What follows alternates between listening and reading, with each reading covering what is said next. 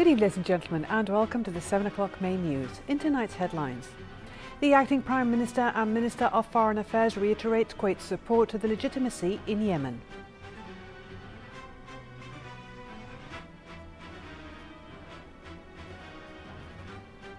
The Deputy Premier and Minister of Interior and Deputy Premier and Minister of Defence discussed in Riyadh the current developments with the Crown Prince to the Crown Prince of Saudi Arabia.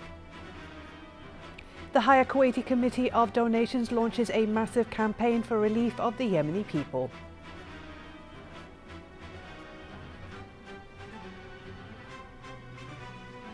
And Iraqi soldiers enter a besieged refinery and retake two main sites from ISIL.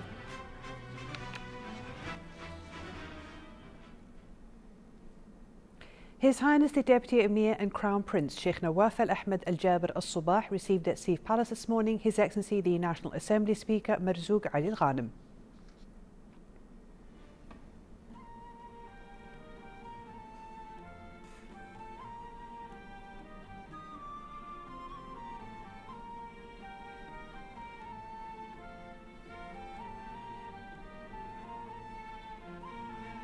His Highness then received His Highness Sheikh Nasser Al Muhammad Al Ahmed Al Sabah. His Highness also received His Excellency the Acting Prime Minister and Minister of Foreign Affairs Sheikh Sabah Al Khalid Al Hamad Al Sabah.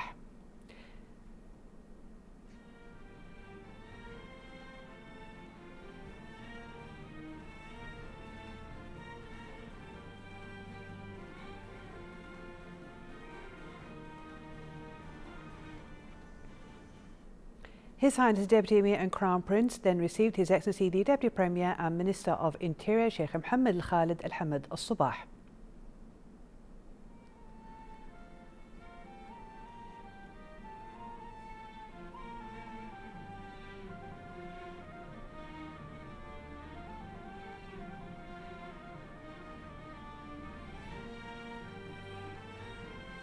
His Highness later received His Excellency the Deputy Premier and Minister of Defence Sheikh Khalid Al Jarrah Al Sabah.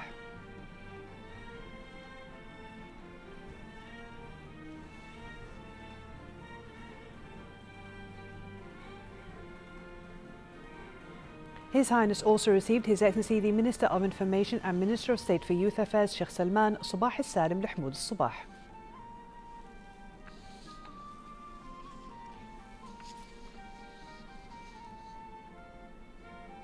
His Highness the Deputy Emir and Crown Prince Sheikh Nawaf Al Ahmed Al Jaber Al Sabah received at Sif Palace this morning His Excellency the Minister of State for Cabinet Affairs Sheikh Mohammed Abdul Mubarak Al Sabah. His Highness the Deputy Emir and Crown Prince Sheikh Nawaf Al Ahmed Al Jaber Al Sabah patronised the opening ceremony of the 3rd Regional Conference on Drug Control Strategy in the Arab World. The conference is organised by the Arab Union for Prevention of Addiction. His Highness deputised the Minister of Justice and Minister of Awqaf and Islamic Affairs Yaqub Abdul Muhsin Al Sana to attend the opening session, which was held at 9:30 a.m. today at the Radisson Blu Hotel.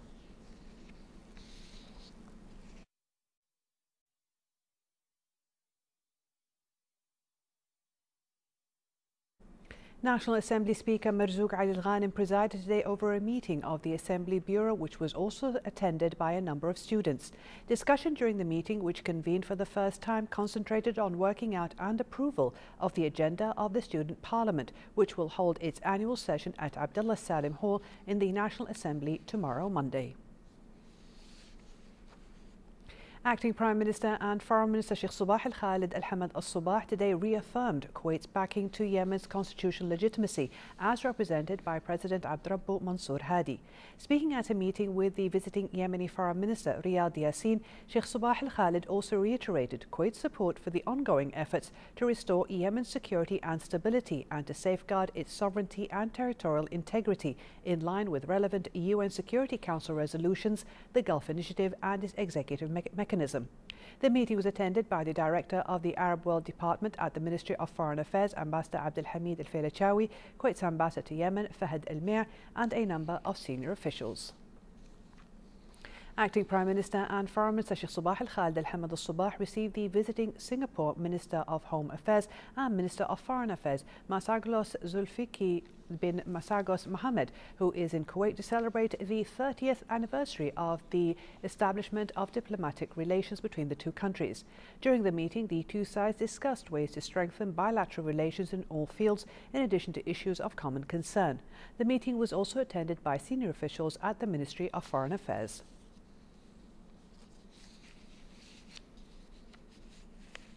Acting Prime Minister and Foreign Minister Sheikh Sabah Al-Khalid Al-Hamad Al-Sabah received visiting International Labour Organization or ILO Director General Guy Ryder. The meeting was attended by the Director, the First Deputy Premier and Minister of Foreign Affairs Office, Ambassador Sheikh Dr. Ahmed Nasser Mohammed Al-Sabah, and several other senior officials at the Foreign Ministry.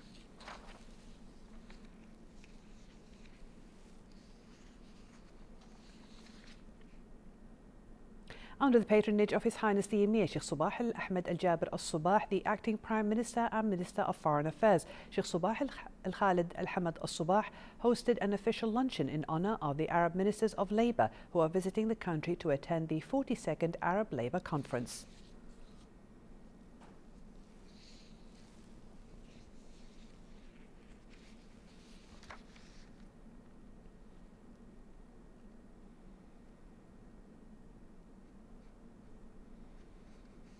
The Deputy Premier and Minister of Interior Sheikh Mohammed Al-Khalid Al-Hamad Al-Sabah and the Deputy Premier and Minister of Defence Sheikh Khalid Al-Jarrah Al-Sabah discussed in Riyadh today with the Crown Prince to the Crown Prince, the Second Deputy Prime Minister and Minister of Interior in the Kingdom of Saudi Arabia, His Royal Highness Prince Mohammed bin Naif Al Saud, the latest developments in the region and in Yemen in particular. Prince Mohammed bin Naif then hosted a luncheon in honour of the Deputy Premier and Minister of Interior and the Deputy Premier and Minister of Defence and their accompanying delegation. Kuwait High Committee for Relief Aid launched a charity campaign for the relief of the Yemeni people and called on charity lovers, including individuals and private businesses, to donate for the relief of thousands of Yemeni victims of the current events in their country. Speaking on this occasion, Chairman of the Executive Mission set up by the committee, Tariq Al-Isa, said the campaign came as the people of Yemen are facing serious conditions and many of their families needed food and medicine supplies, especially those who became homeless as a result of the ongoing fighting. Mr. Al-Isa said 1 million Yemeni children needed food urgently and 300,000 people have been displaced from their homes and needed urgent accommodation. He pointed out that the campaign, which will be launched on television, radio, newspapers and social media, intended to raise funds for the relief of the Yemeni people, urging donors to send their monetary contributions to local charity organizations and societies. Reports from Yemen indicated that 1,500 people were killed, 21,000 wounded and over 300,000 families became homeless as a result of the ongoing fighting. Arab coalition-led airstrikes killed 60 people in clashes between rebels and pro-government forces in Yemen, as Saudi Arabia pledged to cover a UN humanitarian aid appeal. The custodian of the two holy mosques, King Salman bin Abdulaziz Al Saud, ordered the aid pledge following a UN appeal for $274 million in emergency assistance for the millions affected by Yemen's multi-sided conflict. UN humanitarian coordinator Johan van der Klauw said that families are struggling to access healthcare, water, food and fuel basic requirements for their survival. The coalition spokesman said 2 cargoes of supplies donated by Qatar and the United Arab Emirates had reached Aden and the Red Sea city of Hodeidah via Djibouti. President Mahmoud Abbas announced today that Israel will release the total amount of Palestinian tax revenues it had withheld since last January in retaliation to the Palestinian Authority's accession to the International Criminal Court. More on this report by Fatma Abdel Karim from Ramallah. Palestinian President Mahmoud Abbas announced Saturday that Israel will release the total amount of Palestinian tax revenues it has withheld since last January in retaliation to the Palestinian Authority's accession to the International Criminal Court. We had an agreement which was to send the total amount of the 3 months. There is a two-way committee working for the first time to discuss all the financial dues, those for us and those on us. A special committee of Israeli and Palestinian officials will look into the matter and settle debts Israel is claiming from the PA. The frozen funds have crippled the PA's economy.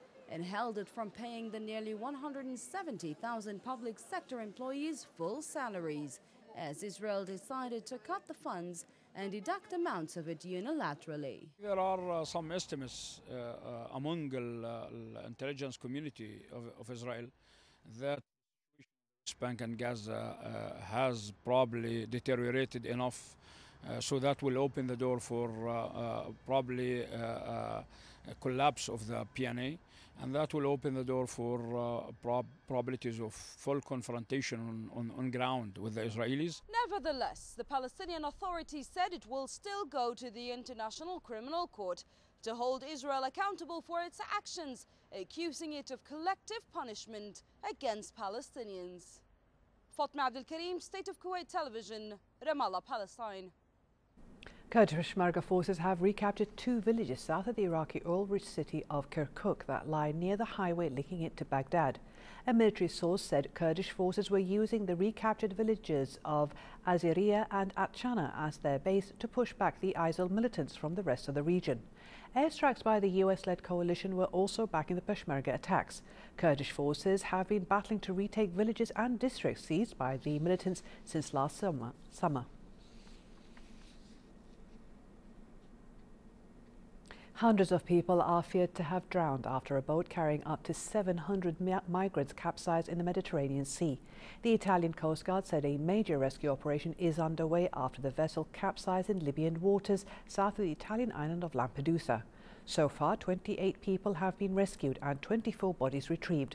The UNHCR said the latest sinking could amount to the largest loss of life during a migrant crossing to Europe. The leader of the breakaway north of Cyprus, Dervis Erglu, voted today as talks to reunify the ethnically split island are expected to resume next month. Around 177,000 Turkish Cypriots were eligible to vote for 7 candidates, including Erglu and main challengers Sibel Cyber and Mustafa Akginci. The elections will decide who sits opposite Greek Cypriot President Nikos Anastasiades in talks to reunify the Mediterranean island. The conflict remains a key source of tension between NATO allies Greece and Turkey. Violent clashes erupted in South Korea's capital as police tried to stop protesters from marching towards the president's residence in demand of a government response to a ferry disaster that claimed more than 300 lives a year ago. Seoul police officials said about 13,000 police and 470 police buses were deployed in the area around Seoul's main ceremonial thoroughfare as 100 protesters were arrested. The protesters also demanded the government to raise the seawall ferry that sank on April 16, 2014. The ferry was on a routine journey when it capsized, making a sharp turn and sank.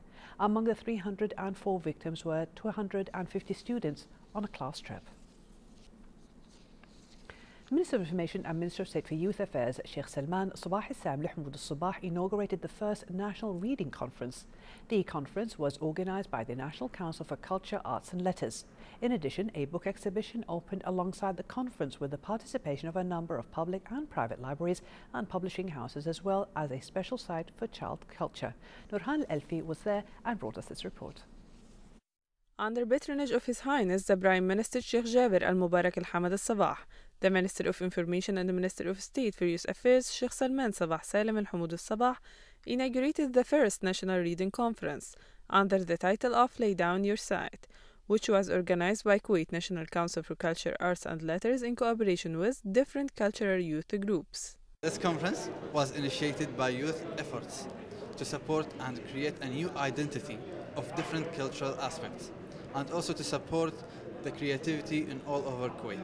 Sheikh Salman said that the overall Kuwait development project which Kuwait wants to accomplish cannot be achieved unless the knowledge and culture are really deep inside the hearts and minds of youth, which puts the responsibility of working on the new generation on the conference to build their knowledge and compose their culture, which bore in the interest of building and raising our nation. Razan Al-Murshid, the chairman of Huruf Group, said that the two-day conference aims to encourage the value of reading, as well as to improve people's awareness of creativity methods. Also, Razan added that this would result into improving methods of dialogue, accepting and coexisting with other opinions, and enhancing the value of volunteering activities. The day was full of promising positive vibes, seeking to improve the cultural awareness among the whole society by reading, increasing knowledge, and improving the intellectual abilities of all the people of Kuwait. From JW Marriott Hotel, I am Nurhan Al-Alfi reporting for the English News. Kuwait Stock Exchange ended today's session in the green zone as the weighted index gained 2.47 points, reaching 437.26. The price index climbed to 40.93 points, recording 6,336.68 points, and the KSX 15 put on 6.77 points, reaching the level of 1,061.47. Number of trades amounted to 8,559 transactions worth 40 million Kuwaiti dinars, with 441 million shares changing hands. For a chance to see our reports again, please visit our YouTube channel at MOI Kuwait News.